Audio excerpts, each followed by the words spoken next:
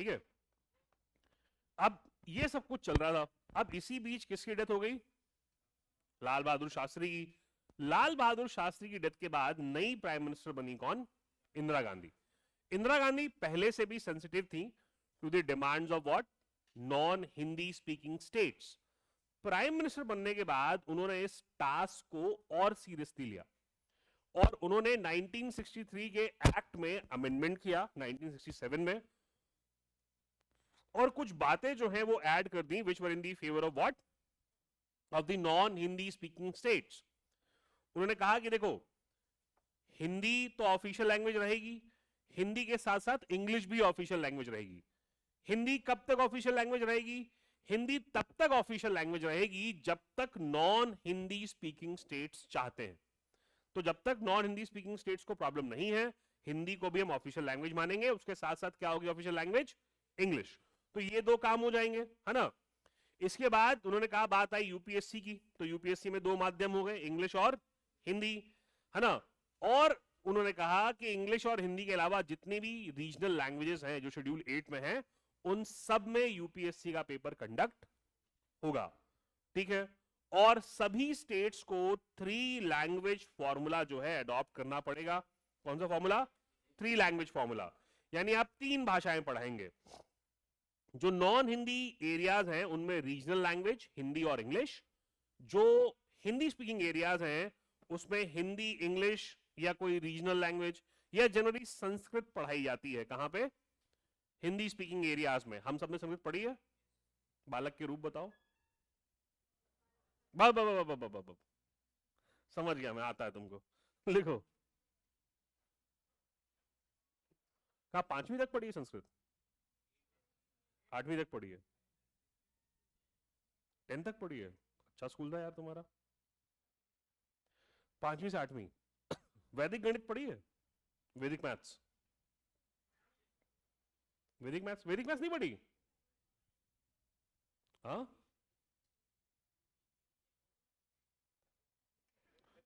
नहीं आजकल तो इंग्लिश में पढ़ते हैं वैदिक मैथ्स। वैदिक मैथ्स भी एक टॉपिक है, इट फंक्शंस वेरी डिफरेंटली चलता है वैदिक मैथ। अच्छा वो भी नहीं पढ़ा तुम लोगों ने? वैदिक मैथ से कैलकुलेशन बहुत इजी हो जाती है मालूम, तो मेरे स्कूल में पढ़ाते थे यार। तो मेरी स्कूल हाईटेक थी कि आजकल के स्कूल जो है वो गड्ढे हो गए? हाँ, तो आईसीएससी बोर्ड से क्या होता है भाई? पढ़ाई तो लगभग सेम होती है ना हर स्कूल्स में।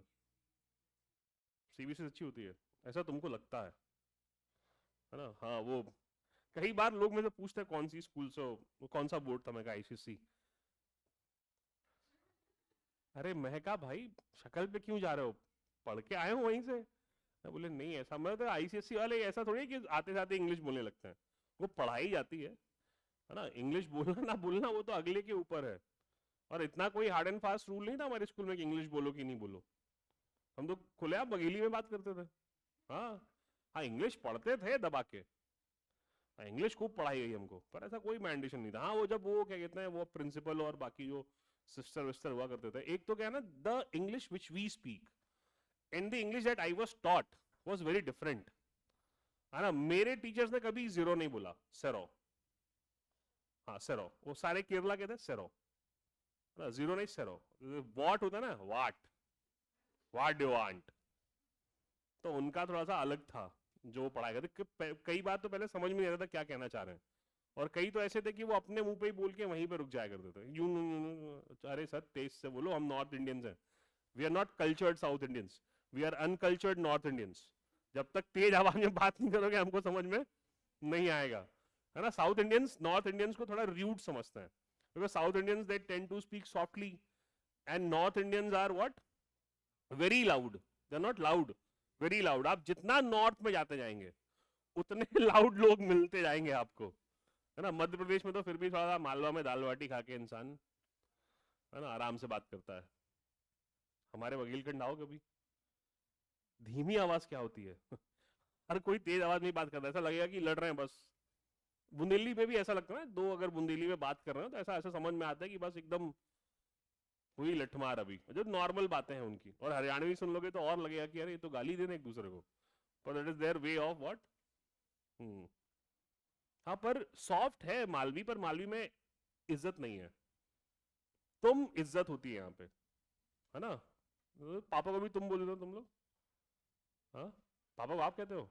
मैंने तो कई बार सुना है मालवी में कि पापा को भी तुम कह देते हैं, पापा तुम, ऐसा नहीं, हाँ, ऐसा नहीं होता हमारे यहाँ आप पिताजी और अगर बुलाए तो जी पिताजी देखो नहीं, कल मेरा जी श्रीमान जी, वैसे ही जी पिताजी, 2 बार जी लगाना पड़ता है, जी में कमी आई तो सीधे जूते, है ना, कोई उसमें कोताही नहीं। देखो 1967 amendment to the official languages act, 1967 amendment to the official languages act,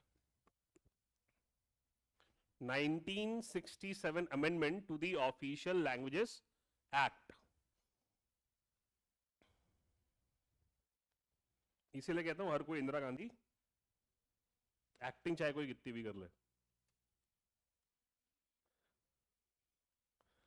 ये कटवा दूंगा मैं अभी जाके नीचे तो एक्टिंग कौन कर रहा है इंदिरा गांधी बनने की? चौधरी चरण सिंह ने की थी, बताया ना मैंने आपको, ये बड़ी घनी बात होगी। क्या घनी बात होगी? बोले आज हमारा चौधरी चरण सिंह इंदिरा गांधी हो गया। तो जाट भोले थे बेचारे, जाट भोले वाले ही होते हैं। How many Jats in this class? एक भी जाट नहीं इस क्लास में, बड़ी भोली भाली कौम है, 16 दूनी 8 ही पड़ती है वो और देखो 13वीं के पहले जाट कभी भी जिंदा हो सकता है ना, इसीलिए जाटों के बारे में कहावत है, जाट मरा तब जानियो जब 13वीं हो जाए ना, 13वीं के पहले जाट कभी भी वापस आ सकता है। और वैसे भी जाटों के साथ प्रॉब्लम है ना यार, बेचारों के साथ, वो ऐसी जगह पे बसे हैं कि they need to be what, rude एकदम। 65 के वॉर में देखना, अभी मैं आपको कहानी सुनाऊंगा कैसे जो आईएसपीआर है पाकिस्तान का इंटेलिजेंस, उसने एक अफवाह फैलाई कि हिंदुस्तानी जो होते हैं वो छोटे छोटे होते हैं, है ना, 5 फुट 8, 5 फुट 60, शाकाहारी, आलू पराठा खाने वाले। हम कौन है, पठान, 6 फीट समथिंग, है ना, बीफ ईटर्स। हम जाएंगे और ऐसे एकदम उनको ऐसे बांध के ले आएंगे। जैसे उन्होंने अटैक किया किधर पे, हरियाणा वाले बेल्ट पे, उनको मिले कौन, जाट, 6.5-6 फीट के उनसे भी आधे हाथ ऊंचे, है ना, दही मक्खन खाने वाले। बोले आओ बेटा, तब पाकिस्तान के मुगालते सारे ठंडे हो गए। देखो Indira Gandhi became prime minister,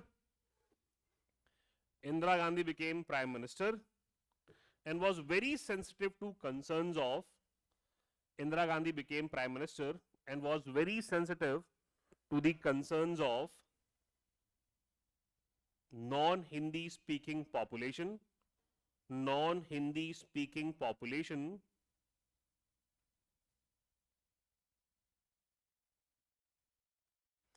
even Jansangh and Sanyukt Socialist Party, even Jansangh and Sanyukt Socialist Party muted its opposition to English, even Jansangh and Sanyukt Socialist Party muted its opposition to English, muted its opposition to English, and this created a favorable ground for the settlement. And this created a favorable ground for settlement.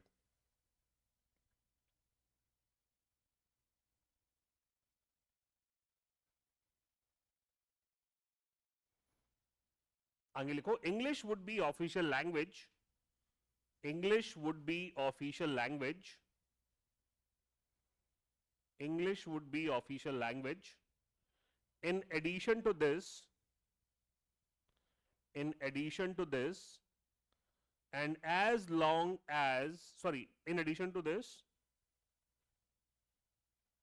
Hindi as a language of communication, in addition to this, Hindi as a language of communication between center and states, Hindi as a language of communication between center and states, as long as non-Hindi states wanted, as long as non-Hindi states wanted.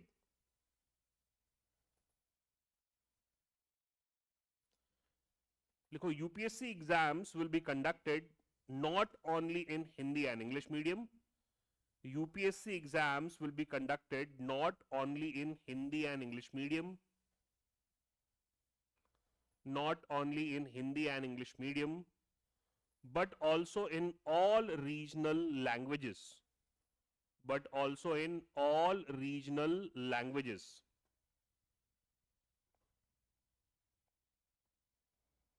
Provided that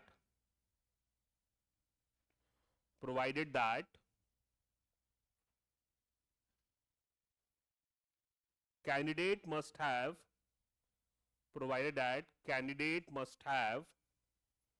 additional knowledge on Hindi and English.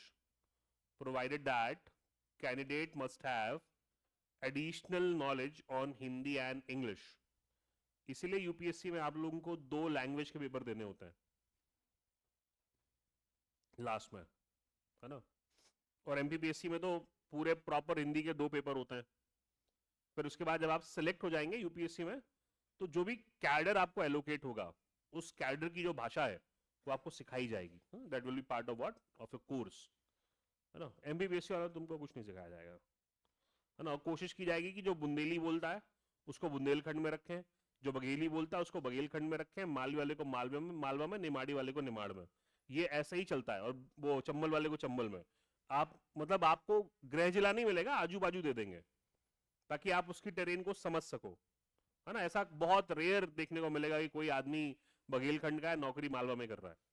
या तो अपनी मर्जी से कर रहा होगा या punishment posting होगी, है ना। वरना नॉर्मली क्या करते हैं कि वहीं पे आपके आसपास जो जिले हैं 10-12, उसी में घुमा घुमा के आपकी जो है पूरी 30 साल की सर्विस कंप्लीट करवा लेते हैं। बहुत रेयर आपने कुछ ऐसा कुछ कर दिया तो फिर you were suddenly SDM somewhere and you will be sent to what, Alirajpur. जाओ आज से जो है तुम भाभरा के एसडीएम हो, है ना। मेघनगर भेज देंगे। दूर हो गया ना। अब आपको घर जाने के लिए 18 घंटे लगेंगे। उनको भी मालूम है कि 55,000 की सैलरी में तो ये घर एक ही बार जा पाएगा साल में।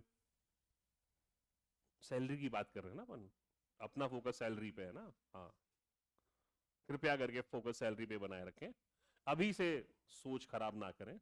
बाकी मुझे मालूम है कि आपके दिमाग में पूरा कैलकुलेशन है कि बस एक बार बस जाएं, महल बन चुका है, जगह भी तय है बस वहां पे जाके पैसे लगाने। देखो, all states need to adopt 3 language formula.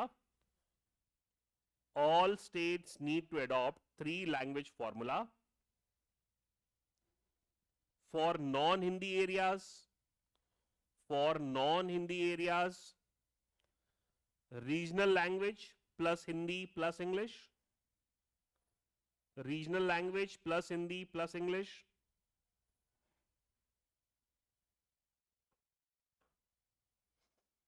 For Hindi areas, Hindi English plus regional language. बोले बात तो वही हो गई, पर वहां पे रीजनल लैंग्वेज पहले है, दैट इज अ प्रायोरिटी, है ना। यहां पे मैंडेटरी नहीं है। कोई है जो जेएनवी से पढ़ा हो, जवाहर नवोदय से आप पढ़े हो, और कोई पढ़ा, आप पढ़े हो? कहां गए थे तुम लोग स्टूडेंट एक्सचेंज प्रोग्राम में? तो you know Malayalam completely, you can survive. आप कहां गए थे? तो यू नो ओडिया थोड़ा बहुत। So this is the beauty of Jawahar Navodaya विद्यालय। क्लास 8 के बाद ये 1 साल की 2 साल, 1 साल के लिए स्टूडेंट एक्सचेंज प्रोग्राम में दूसरे स्टेट में जाते हैं, all together very different state, और वहां पे 1 साल उनको वहां की भाषा भी सिखाई जाती है। And Jawahar Navodaya Vidyalaya are two schools which charge this much fees, zero, almost zero fees, है ना। जीरो फीस, उस पे dress, food, lodging, books, all are provided by government of India and state of the art facilities. मतलब ऐसा नहीं कि football ground है तो केवल फुटबॉल ग्राउंड है, वहां क्रिकेट भी हो सकता है, वो फुटबॉल ग्राउंड ही है, क्रिकेट ग्राउंड अलग है। Best of the best facilities. Sunday को पार्ले जी के पैकेट भी मिलते हैं ना, वो भी सब सब कुछ फ्री है। और शायद जब आप घर जाते हो तो कुछ किराया उराया कुछ खर्चा वर्चा भी मिलता है, ऐसा कुछ होता है? पेरेंट्स दिलाता है। सोचो। और बेस्ट फैकल्टीज, जीरो फीस। लोग कहते हैं एजुकेशन फ्री नहीं है इंडिया में, इनसे पूछो, they have lived their life in JNV. Campus at least 100 एकड़, शहर से दूर जंगल में, इतनी सही व्यवस्था है। Boarding schools are something different. पर वही एक दुख है, पेरेंट्स के पास नहीं रह पाते ये लोग, है ना। पर बहुत प्यारा। और जेएनवी के बारे में एक चीज और बता दूं मैं, यूपीएससी में 30% students right now are from JNV Vidyalaya. In MPPSC 40% students are from JNV in the selected list. अगर आप उनका बैकड्रॉप निकालोगे सारे जेएनवी के। कंपटीशन निकालने का एक्यूमेन बहुत होता है किसमें, जेएनवी वालों में। चलिए अब हेडिंग डालिए, Jawahar Navodaya Vidyalaya was the brain child of Pandit Jawaharlal Nehru. समझ गए? फिर कहते हैं कि 70 साल से देश में हुआ ही क्या है। आपने क्या किया, rebranding, PM Shri school, PM कुछ नया खोलो। जो संदीपनी स्कूल्स भी चल रही है ना मध्य प्रदेश में, वो भी रीब्रांडिंग है ना। सीएम राइस स्कूल्स, हाँ सीएम राइस स्कूल्स में जो है वो क्या कहते हैं, बहुत अच्छी फैसिलिटी है सीएम राइस स्कूल्स में भी। सीएम राइस स्कूल्स में सरकारी बस आती है लेने बच्चों को, वो भी अच्छी स्कूल्स है सीएम राइस स्कूल्स। और शायद अभी उसमें कर दिया ना नीट में, नीट यूजी में 5% रिजर्वेशन है शायद सरकारी स्कूल में पढ़े हुए बच्चों को, है ना। ऐसा कुछ, ऐसा कोई ऐसा है, देयर इज समथिंग। या शायद एमपी में है, कहीं और भी ऐसा कोई डायरेक्टिव आया था कुछ दिन पहले, समझे। लिखो लिंग्विस्टिक रीऑर्गेनाइजेशन ऑफ इंडिया। सारे सीबीएसई वाले बच्चे आज बुरा लग रहा होगा, बोले हमने इतनी फीस दी, बताओ ये 0 पैसे में पढ़ गए, केरल भी घूम के आ गए, ये उड़ीसा चली गई, उड़िया भी सीख ली।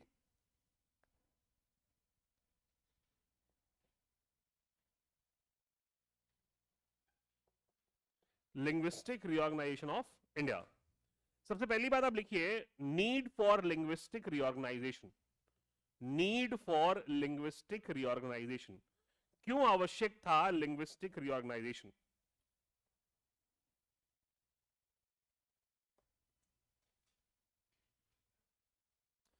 देखो अब ये हम कुछ दिन पहले ही डिस्कस कर रहे थे कि एकदम से ही एबीसीडी हमने क्लासिफाई कर दिया। एबीसीडी क्लासिफाई करने के पहले हमने 5 सेंट्रली एडमिनिस्ट्रेटेड प्रोविंसेस बनाई, है ना, और फिर एबीसीडी क्लासिफिकेशन। अभी जो एबीसीडी क्लासिफिकेशन है ये बहुत ही ज्यादा कैसा है, नॉन होमोजेनस। क्यों? इसपे लिंगुअल डाइवर्सिटी है, कल्चरल डाइवर्सिटी है, और जो स्टेट्स ब्रिटिशर्स ने बना रखे थे वो सारे स्टेट्स उनके एडमिनिस्ट्रेटिव कन्वीनियंस के हिसाब से थे। पर अब ये डेमोक्रेसी है, इसमें सबकी वॉइसेस भी हमको समझनी है और उसी के अकॉर्डिंग रिएक्ट करना है, where in the democratic scenario. और अभी ये तो एबीसीडी था ही। अब जब हमने इनमें प्रिंसली स्टेट्स को मर्ज कर दिया तो ये बड़ी बड़ी प्रोविंसेस बन गई और बड़ी बेढंगी सी दिखने लगी। जैसे मध्य प्रदेश को देख करके ही पंडित जवाहरलाल नेहरू ने कहा था ये कैसा ऊंट जैसा स्टेट बना दिया है ना। मैप में मध्य प्रदेश बहुत अलग सा दिखाई पड़ता है ना। तो यू ट्राई टू अंडरस्टैंड कि बहुत ही नॉन साइंटिफिक अरेंजमेंट था और कुछ ना कुछ तो बीच का रास्ता निकालना था, इसीलिए क्या चुना गया, लैंग्वेज। तो लिखिए, all provinces during independence, all provinces during independence were very huge, and many of them were unscientific, and many of them were unscientific, and most of the provinces under British rule, and most of the provinces under British rule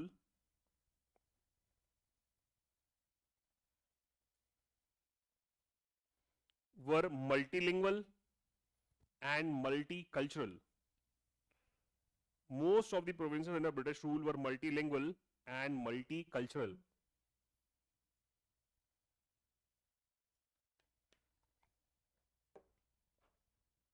also the integration of princely states also the integration of princely states further complicated the scenario. Also the integration of princely states further complicated the scenario. ठीक है.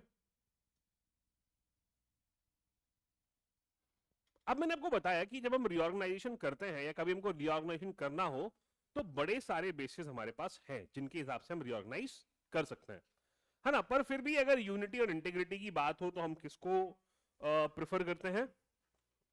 Administrative convenience को. हमने चुना भाषा को, हमने किसको चुना? या लैंग्वेज को. हमने वेस्ट में भी देखा कि जो नेशन स्टेट्स का कंसेप्ट है या जो नेशन का कंसेप्ट है that also originated from what? From language.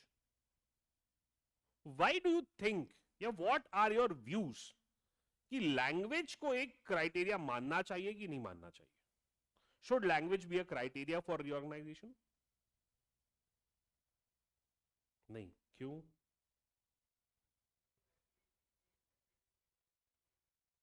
तो महाराष्ट्र कहां डिमांड कर रहा है कि हमको एक अलग देश दे दो? Is Gujarat demanding? तमिलनाडु अलग देश की बात कहां कर रहा है? वो तो पूरा साउथ मांगते हैं वो. ऐसे तो सिख भी खालिस्तान मांग रहे हैं ना.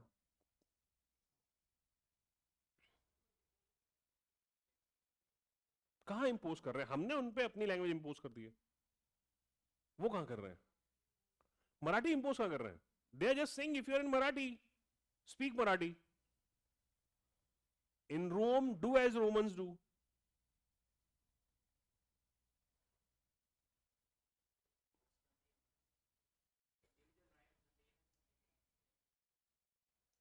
तो ठीक है, are they peoples of the government? मैं अगर तुम सबको बोलूं you are not fit for civil service exams, would you believe? नहीं नहीं. Who am I to certify? Who am I to certify? The commission will certify. मेरे में थोड़ी होता है. मैं तो कह रहा हूं तुम सब डिप्टी कलेक्टर बन जाओ. बन जाओगे? है मेरे पास में. बोले पहले खुद बन ले फिर हमको बनाने की बातें करना. तो who am I to certify? I am no one. अगर मैं कहूं तुम सब पागल हो, मान लोगे? बोले सर थोड़े से तो हैं हम क्यों मानोगे? अगर वही बाणगंगा की अस्पताल ने लिख के दे दिया, बाणगंगा में है ना मेंटल हॉस्पिटल, है ना उसने लिख करके दे दिया तो तुम पागल हो. सो the peoples who have such mentality they are imposing. When government comes to such stand, अगर CM of Maharashtra says that कि नहीं everybody in Maharashtra has to speak Marathi, फिर ऐसा नहीं कर सकते. वो लोकल लेवल पे लीडर्स करते हैं. क्या महाराष्ट्र का आदमी मध्य प्रदेश में रहता? How many Marathis over here?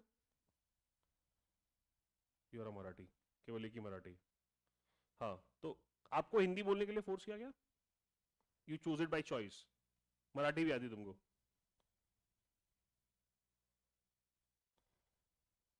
और कोई किसी और स्टेट से है?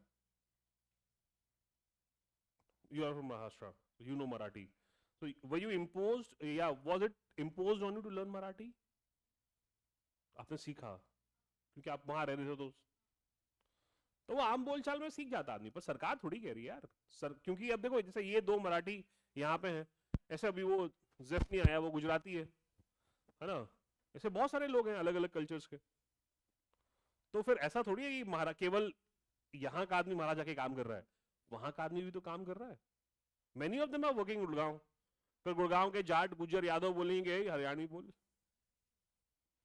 तो Marathi learning is bit easy. Haryanvi learning थोड़ा सा टफ है क्योंकि हरियाणवी सीख भी जाओगे तो उनका एक्सेंट कहां से लाओगे? उनका अलग एक्सेंट है ना तो वैसे south Indians are working in north India, so they are creating problems in name of language.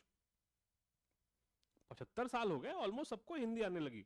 और थोड़ी बहुत समझ तो हर किसी को हर भाषा की है. सीखना, मैं खुद मराठी सीखना चाहता हूं, मैं कन्नड़, तेलुगु, तमिल, मलयालम सारी भाषा सीखना चाहता हूं. कोई सिखाए तो. I even want to learn German.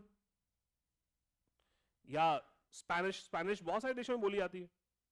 तो अगर आप कभी विदेश घूमने जाएं तो अगर आपको इंग्लिश या स्पेनिश, तो आपका काम चल जाएगा।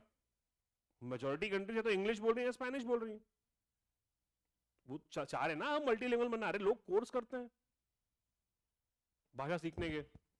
तो जो इंटरेस्ट है सिखाइए, अब इंटरेस्ट नहीं थोड़ी सिखा पाओ। पर लिंग्विस्टिक रिऑर्गेनाइजेशन के नेगेटिव्स तो ठीक है, पॉजिटिव्स ज्यादा होते हैं। किसके? Linguistic reorganisation. पॉजिटिव्स क्या है? देखो, मैंने आपको बताया था कि, या अभी अभी हम डिस्कस कर रहे थे कि नेशन या नेशनलिज्म का जो कोर होता है वो क्या होता है? वो लैंग्वेज होती है।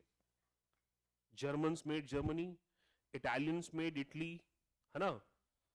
तो वैसे अगर आप देखो तो भाषा से क्या होता है कि एक एफिनिटी आती है। क्या आती है? एफिनिटी, कनेक्टिविटी फील होती है। अगर कोई व्यक्ति किसी भाषा से, मान लो आपके जो अधिकतर, आपका पता नहीं, तो मेरे साथ तो ऐसा ही है कि आपके जो मेजोरिटी दोस्त होंगे वो आपकी ही भाषा बोलते होंगे, है ना? अगर आप बघेलखंड से हैं तो आपके दोस्त बघेलखंड के होंगे, बुंदेलखंड से हैं तो मेजोरिटी दोस्त बुंदेलखंड के होंगे, यहां पे भी जो आके बने होंगे शायद ना भी हो, पर मेजरली ऐसा ही होता है। या कोई मिल जाता है तो फिर अच्छा लगता है कि अरे हाँ, तो you feel sense of what, belongingness, या एक एफिनिटी आती है ना। तो वो जो एफिनिटी है वो भाषा ही क्रिएट कर सकती है। और किसी भी कल्चर का जो कोर होती है होता है भाषा। तो लैंग्वेज कोर है किस चीज का? नेशन का। और लैंग्वेजेस से आप इंटैक्ट रख सकते हैं किसको? लोगों को। इसीलिए हम मल्टीलिंगुअल फॉर्मूला हमने एज अ सोल्यूशन अडॉप्ट किया। अभी आपने देखा, we adopted the multilingual formula. You want to go with your language, go with your language, but just for the sake of administrative convenience और to run this nation, you need to have basic idea of a language, that is Hindi. Or even if you don't have idea of Hindi, you can have idea of English. Options है ना? तो पहली चीज तो ये, it is core of what? Culture. दूसरी चीज, आप में से कितने लोग हैं जिन्होंने 1 2 3 सीखा था? हाँ, या सीधे ABCD पढ़ी थी? 1 2 3 सीखा था ना पहले? पहले गिनती कैसे सीखी थी? वो आजकल के बच्चों ऐसा नहीं है कि सेब को एप्पल ही बोलो, है ना? आजकल पेरेंट्स नहीं, अरे नहीं बेटा इट्स नॉट सेब इट इज एप्पल। अरे ये कौन सी बात है? तुम कहाँ के मैकॉले हो? है ना? आजकल पेरेंट्स अपने बच्चों से इंग्लिश में बात करते हैं ना। I hate such parents. अरे वो हिंदी सिखाओ यार, इंग्लिश क्या सिखाना? दे एक्ट वेरी बूजी। अरे my son can speak English. मैं कहा हाँ, in America everybody can speak English. तो क्या इंग्लिश बोलना कोई अचीवमेंट थोड़ी है? इंग्लैंड में हर कोई इंग्लिश बोल लेता है। कोई नई भाषा आती हो तो बताओ। तो हम सब ने, जैसे आप आपके घर में भी जो छोटे बच्चे होंगे, आप उनको देखना कि वो सीखते कैसे हैं। जो शब्द आपने एक बार बोल दिया वो सीख जाता है। अगर आपने गाली भी दी, उसको अच्छा लग गया, तो वो उसको मंत्र बना लेगा, है ना? वो मंत्र की तरह जपेगा उसको। उसको मतलब नहीं मालूम है ना, पर वो जपेगा उसको। तो लिटरेसी, लिटरेसी जो है वो बहुत आसानी से किसमें फैलती है? मातृभाषा में। अब एक चीज आप खुद ही देखिएगा, आप हिस्ट्री इंग्लिश में पढ़ते हैं, कभी एक बार हिस्ट्री आप हिंदी में पढ़ के देखिए, लूसेंट लाइए and just go through it. आपको एक चीज समझ में आएगी कि हिस्ट्री को ग्रास्प करने की जो मेरी एबिलिटी है, लूसेंट पढ़ने के बाद बढ़ गई है हिंदी में। इतिहास हिंदी में ज्यादा समझ में आता है। कहानियां है ना, कहानियां हमारी याद क्या है? अरे we try to speak English. पहले हमको दिमाग में सेंटेंस फ्रेम करने पड़ते हैं कि हाँ इज एम आर क्या है ना? फिर हम उस जो हमारे दिमाग में हिंदी आई उसको इंग्लिश में बोलते हैं। ऐसा ही है ना, majority, none of us are very fluent की like all the thoughts are what going on through या going in English। जैसे हिंदी में हमको सोचना नहीं पड़ता बोलने के पहले, पटापट हम बराबर निकलती है। तो वैसे ही जो लिटरेसी है, लिटरेसी का स्प्रेड रीजनल लैंग्वेज में बहुत ज्यादा क्या होता है? आसान हो जाता है। क्योंकि मदर टंग में जो आप कोई चीज सीखते हैं वो चीज याद रहती है। Now like for example pen, English में पेन होता है, हिंदी में क्या होता है? कलम। आसान हो गया। या इंग्लिश में मतलब फॉर एग्जाम्पल आपने 1 2 3 या 1 2 3 सीखा, अब आपको बताएगा कि यही 1 2 3 इंग्लिश में क्या है? 1 2 3 है। ये हाथी है, इंग्लिश में एलिफेंट कहते हैं। अगर आपको आपकी आपकी भाषा में चीजें आसानी से समझ में आती हैं, फिर आप उस चीज को दूसरी भाषा में इजीली क्या कर सकते हो? को रिलेट कर सकते हो। Is that clear? क्लियर है? जैसे लेपर्ड, तेंदुआ, है ना? तेंदुए को हिंदी में तेंदुआ, अंग्रेजी में लेपर्ड, मराठी में क्या कहते हैं? बिबट्या। कुछ एक और शब्द है ना उसके लिए, बिबट्या ही कहते हैं। आप समझ जाओगे, है ना? उधर उत्तराखंड में गुलदार कहते हैं। तो now it is very easy to relate, है कि नहीं? तो ये मदर टंग या आपकी अपनी भाषा में जो आप इनिशियल शिक्षा लेते हैं, देखो जो हमारी जो क्रक्स है ना लर्निंग का, that is what, that is the pre foundational level. जो हमने वो 3 साल, आप में से कितने लोग किंडरगार्टन गए हैं? मेजोरिटी गए होंगे, कुछ लोग प्ले स्कूल वाले भी होंगे। हमारे जमाने में तो ये सब था नहीं, केजी वेजी था, पर केजी वेजी अपन ने पढ़ा नहीं, अपन सीधे पहली क्लास में गए थे, है ना? बाकी केजी वेजी की सारी पढ़ाई घर में हुई है। तो वो जो फाउंडेशनल ब्लॉक है वो पहली से या केजी से लेकर के 5वीं तक, 5वीं तक में आप वो सब कुछ सीख जाते हैं जो आपको जीवन भर काम आएगा। एडिशन, सब्सट्रैक्शन, इसके अलावा तुम्हारे जीवन में गणित का क्या काम है? How many of you are finding the what perimeter of this entire room? कोई मालूम पड़ा नहीं। जोड़ना घटाना यही काम आ रहा है, डिवीजन मल्टीप्लीकेशन, और तो कुछ काम नहीं आ रहा। Basic comprehension skills Hindi English 5वीं तक सीख जाते हो। Basic writing skills, basic maths, इतना ही व्यवहारिक है जो आपको जिंदगी भर काम आता है। इसके अलावा बताओ, इसके अलावा 6वीं से क्या होती है? चीजें बस एक्सपांड करती हैं धीमे धीमे लेवल्स में, है ना? जैसे पहले सिखाते हैं कि कंडेंसेशन इवेपोरेशन क्या है, 7वीं 8वीं में उसका क्या बताते हैं? इंप्लाई करके कि भाई साहब मटका है ना? मटके का पानी ठंडा क्यों होता है, बोतल का पानी ठंडा क्यों नहीं होता? तो इवेपोरेशन, पोर्स होते हैं उसमें, पोरोसिटी का कॉन्सेप्ट आ गया फिर। So this is how. तो अगर आपका जो बेसिक एजुकेशन मदर टंग में हो जाए तो it gets very easy to what, for the spread of literacy. तो लिटरेसी भी आसान होती है। इसके बाद डेमोक्रेसी का जो कोर कंसेप्ट है या जो डेमोक्रेटिक प्रिंसिपल्स हैं, वो भी आपकी भाषा में बहुत इजीली क्या हो जाते हैं?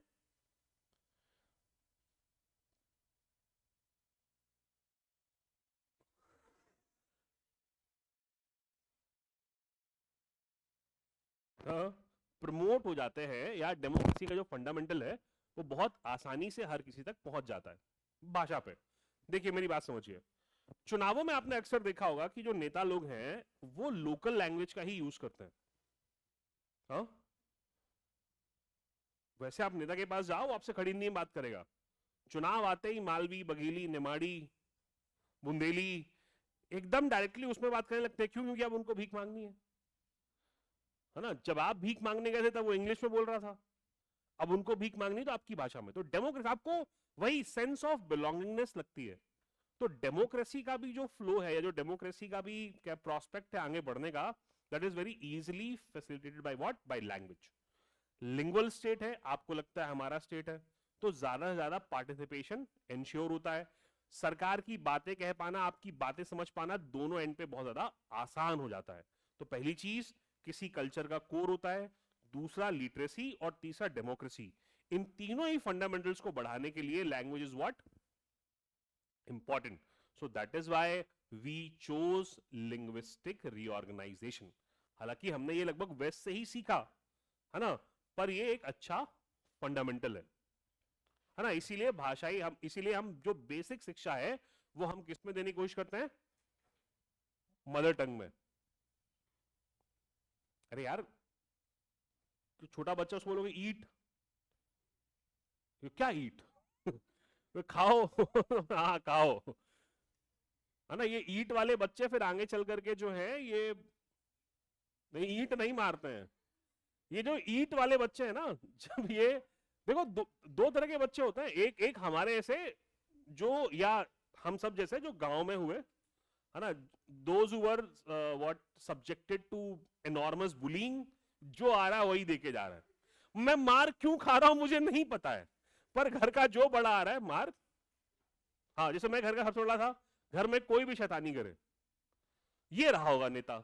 मैं नहीं हूं, मैं कहीं और हूं, पर मैं नेता हूं, मैं मार खाऊंगा। तो हम वो लोग हैं। तो हमको जब हम बाहर दुनिया में आए तो reality did not hit us, because we knew the world is cruel. हम भी क्रूअल बन गए। पर ये जो जॉनसन बेबी है ना, दीस पैम्पर्ड किड्स, अरे अरे बेटा क्या हो गया, है ना, या माई मम्मी रो तो राइट रो रहा है।